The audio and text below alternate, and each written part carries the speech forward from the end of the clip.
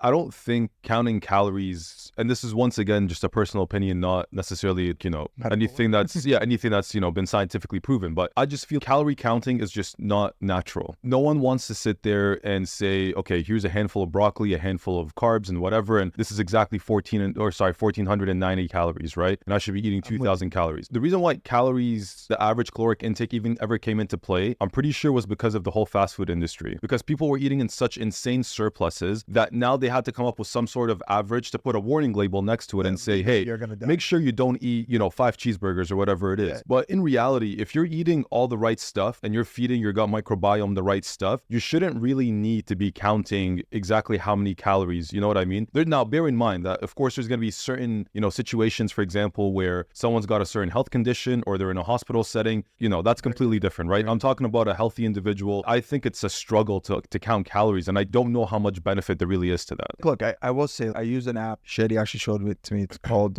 Macro Factor. And you describe what it is or look it up and it'll just add it in there. Yeah. Whenever I document, when I'm keeping my 75 hard journal, what I do is whatever the app says, I'll add 300 calories to it because I'm not going to get it right. And it's fine. I'd rather give myself that buffer. And then whatever the Whoop told me I burnt, I'll take 200 off it. I'm just still staying within a range. It's all range. Have you found any material benefit to that? The tracking, yes, because it actually gives me a lot more. And again, this is a mental thing more than anything else. It just gives me a lot more confidence to eat more. I was going to say, a lot of it is mental. Yeah, it just I feel bad about having dessert, right? Because I can see what I kind of had roughly. Okay. I'm like, what's a 300 calorie dessert? Fair enough. I mean, if you actually have a benefit or a gain out of it, then yeah, that's understandable. You know? No, I get it 100%. I was going to say a lot of this stuff is mental too, for you to track your calories and then like whatever, like if you feel good at a certain calorie range, but then let's say the next day you're a little bit under that and then dessert comes on the table in your case, you could have it without feeling bad, right? But before, if you had a dessert, you kind of beat yourself up for it, which is not good for your mental. And then it's a whole vicious cycle you get into. That can also work in the opposite way. I think there's definitely a lot of people out there, ones who definitely struggled with weight and they're trying to lose weight and,